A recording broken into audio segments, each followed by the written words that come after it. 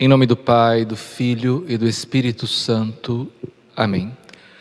Após chegar ao Egito, vamos ver como Jacó e sua família se instalam ali, com o capítulo 47.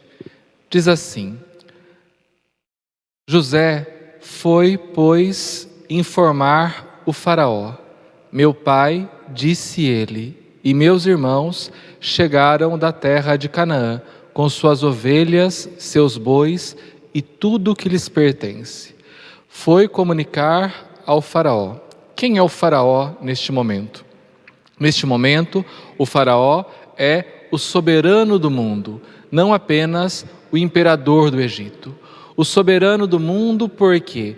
Porque o Egito é como que a potência benéfica que está garantindo a sobrevivência de todos os povos.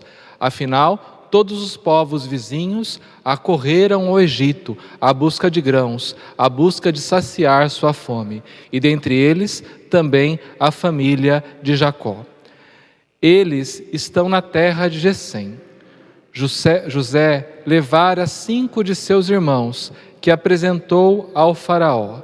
Apresentou seus irmãos ao faraó, algo que não seria comum.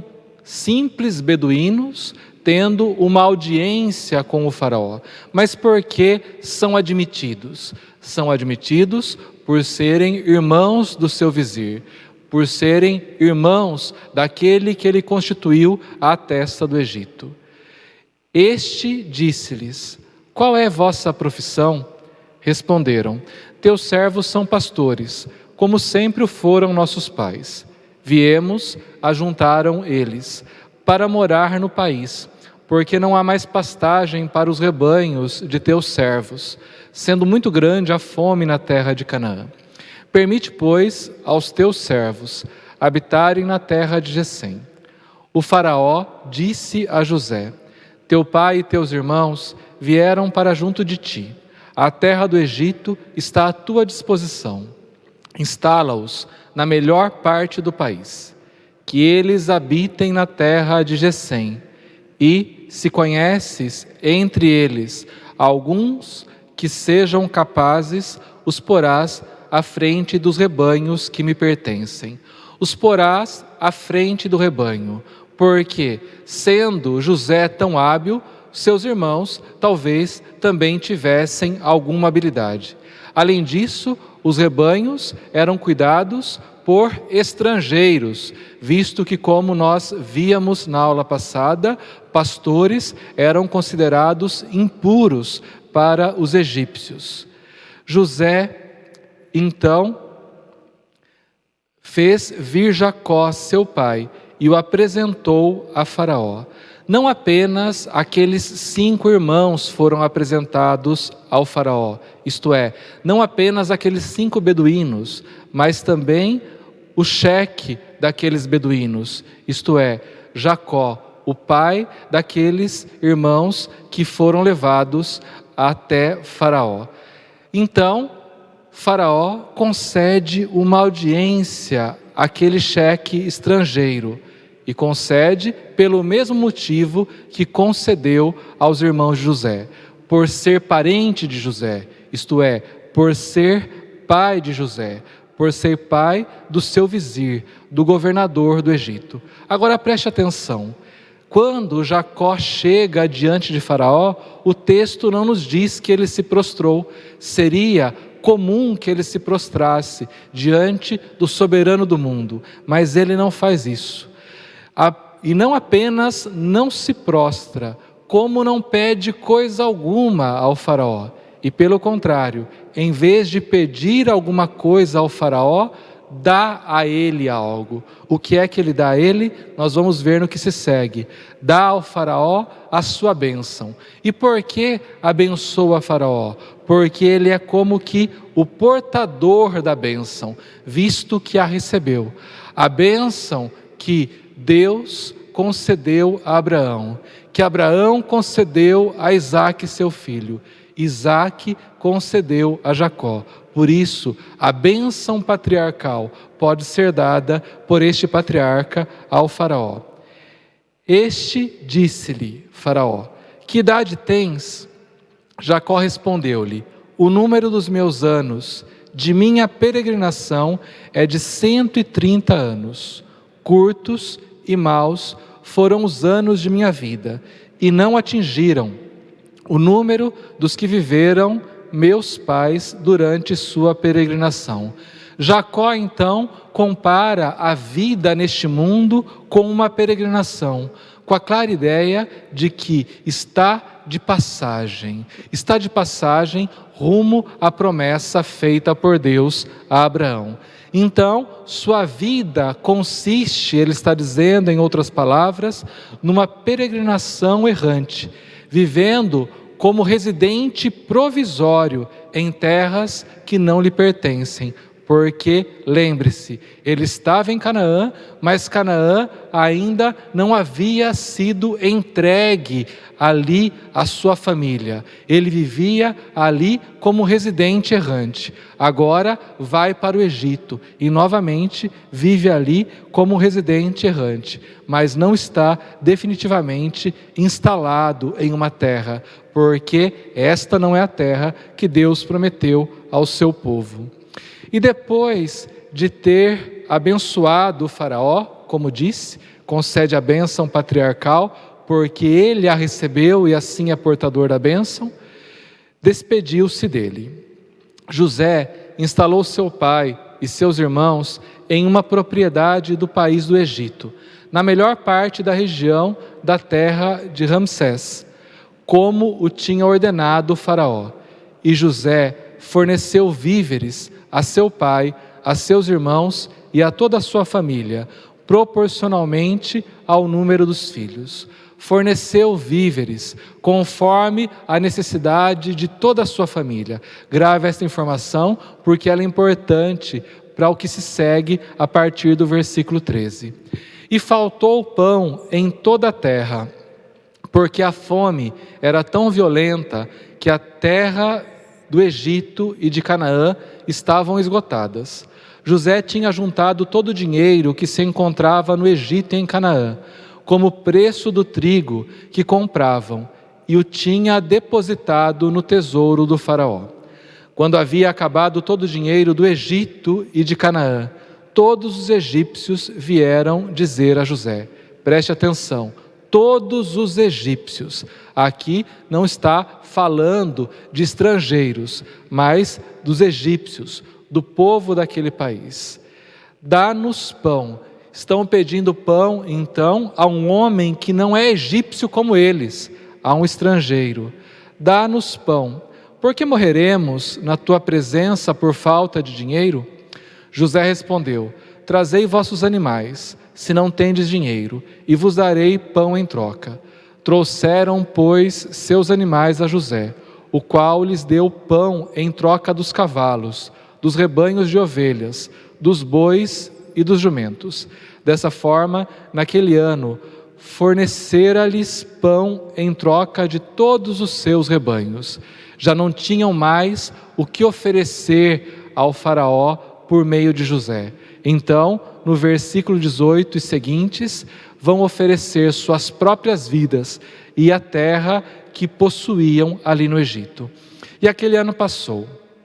No ano seguinte, voltaram a ele e disseram-lhe, não podemos ocultar do meu senhor que o dinheiro, tendo se esgotado, e nossos animais, tendo já passado para as mãos de meu senhor, não nos restam agora, senão nossos corpos e nossas terras, para oferecer ao meu senhor.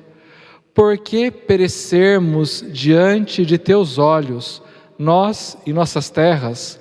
Compra-nos a nós e a nossas terras em troca de pão, e nós e nossas terras seremos escravos do faraó.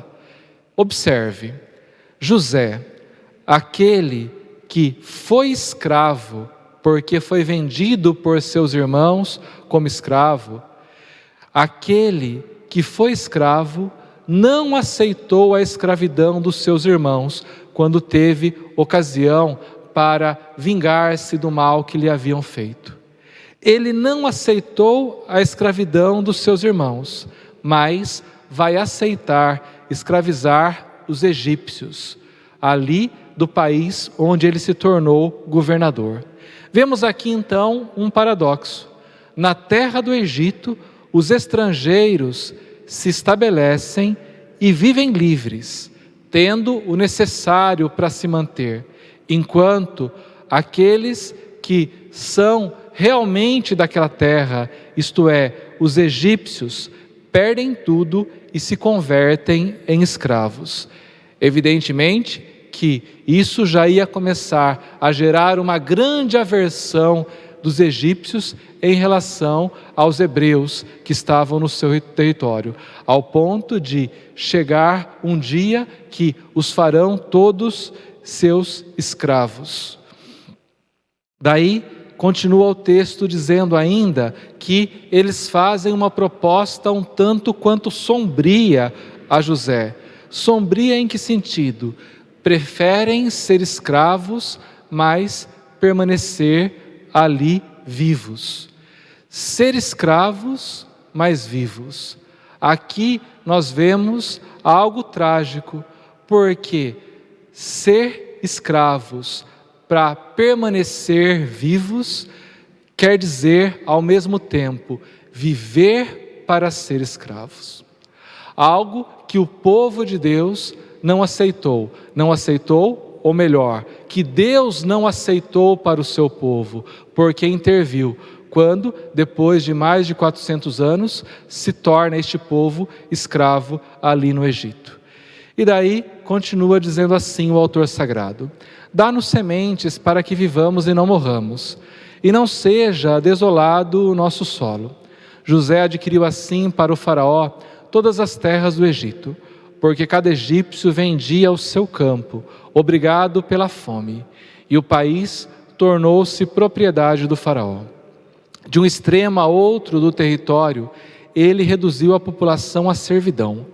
As terras dos sacerdotes foram as únicas que não comprou, porque estes recebiam do faraó uma ração determinada para o seu sustento. Por quê? Porque eram homens considerados sagrados, sacerdotes para os cultos egípcios. Assim, não perderam suas propriedades. Por isso, não venderam suas propriedades.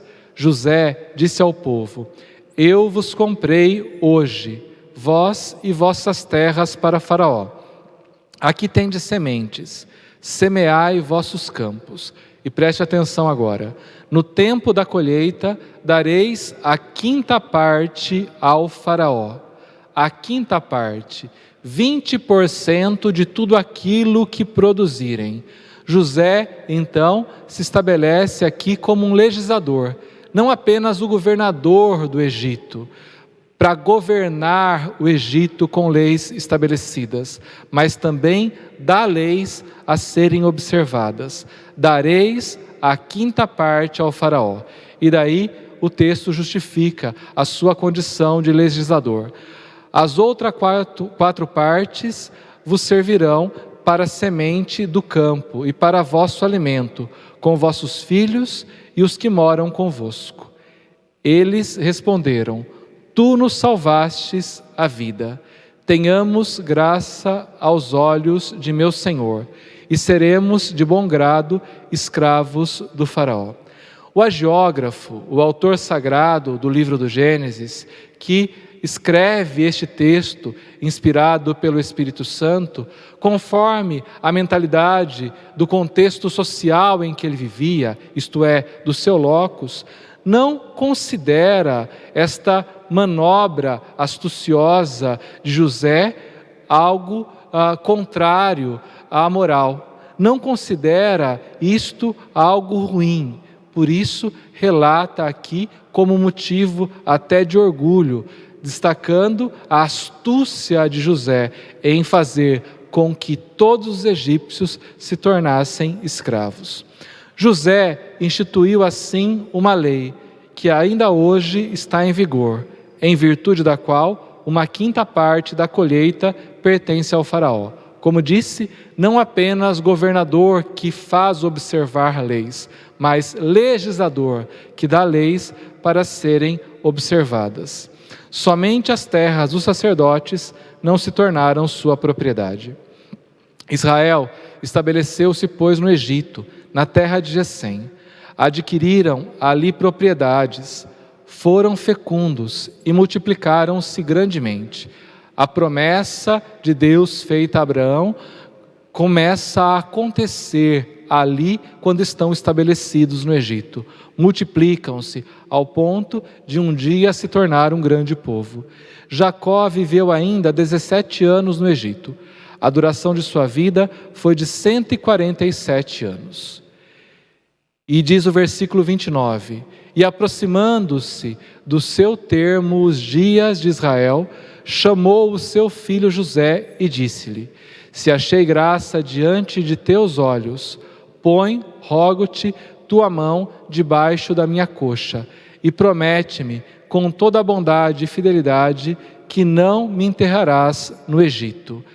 Você já sabe o sentido de pôr a mão debaixo da coxa, porque expliquei numa de nossas aulas. Então vamos nos deter aqui apenas na morte próxima de Jacó. A morte de Jacó vai encerrar o ciclo patriarcal, porque os patriarcas foram Abraão, Isaque e Jacó. Depois disso, começa a história do povo escolhido de Deus, da descendência desses patriarcas. E daí ele pede: não me enterrarás no Egito. Isto porque, mesmo depois da morte, o patriarca deve ser estabelecido na terra prometida, assim como os seus pais, Isaque e Abraão, deve ser estabelecido na terra que Deus prometeu dar ao povo que escolheu para si. Me levarás para fora do Egito e me enterrarás junto deles, isto é, de Abraão e de Isaque, em seu túmulo. José respondeu: farei como dizes. Jura-me, replicou Jacó. José jurou-lhe. Israel prostrou-se sobre a cabeceira da cama. Prostrou-se sobre a cabeceira da cama, como quem inclina a cabeça num gesto de reverência sobre o cajado. Lembre-se que Jacó era um pastor, então andava com um cajado. Reclina a cabeça em um gesto de reverência sobre o cajado, como que rendendo adoração a Deus, depois de ouvir de seu filho José que o levaria de volta em seus restos mortais para a terra que Deus prometeu dar a seu povo. Peço a você que, preparando-se para a nossa próxima aula, faça a leitura do capítulo 48 do livro do Gênesis. Desça sobre vós a bênção do Deus Todo-Poderoso, que é Pai, Filho e Espírito Santo. Amém.